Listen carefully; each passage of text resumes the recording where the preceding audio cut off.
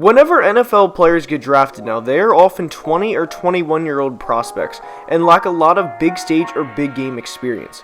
While a lot of these prospects can get through college on natural God-given talent, the NFL is a different ballgame completely, and it sometimes takes these guys a few years to really come into their own and be a productive NFL player. Combined with the pressure of being a high first-round draft pick and a city depending on them to produce for their favorite team, it's no wonder a lot of players fail or often takes them time to develop. That brings us to the topic of today's video, as some players in 2019 are finally developing into the players they were once expected to be.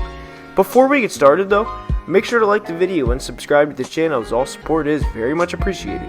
Now with that being said, let's begin. Devante Parker, after nearly 5 years, is finally producing in Miami. He is a career high in catches, yards, and touchdowns this year, and 8 of his 17 career touchdowns have come in 2019 alone.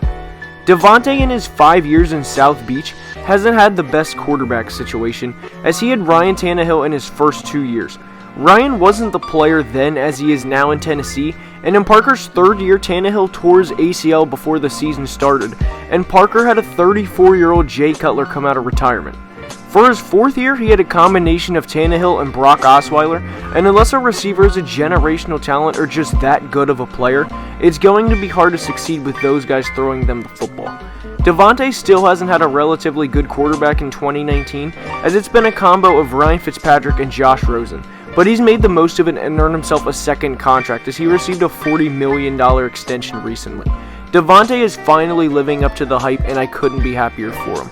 The next player that is finally living up to expectations is 49ers defensive end Arik Armstead. He has 19 career sacks and has 10 of them in 2019 alone.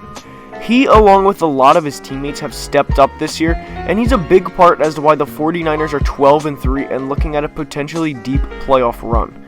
Armstead, Nick Bosa, and DeForest Buckner are a very scary defensive line to go up against for any offense, and for a variety of reasons such as other great players around him, Armstead is produced in a contract year and will get paid by somebody this offseason. Whether it's the 49ers or not is to be determined. Arik was a first-round pick back in 2015, and at just 26 years old is at the peak of his potential earnings, and I fully expect him to capitalize on that this offseason. The next player that is exceeding expectations is Texans linebacker Zack Cunningham. Zack had a good second year in 2018 in which he had over 100 tackles, 2 forced fumbles, and even had a pick 6.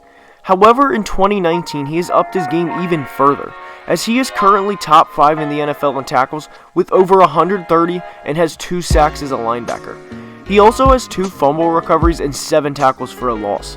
Cunningham should have been a Pro Bowler, and he has played out of his mind this year. He has 6 games of over 10 tackles in a game in 2019 and looks to be a Texans starting linebacker for the next decade. He was a second-round pick out of Vanderbilt back in 2017, and he was an All-American in his final year in college.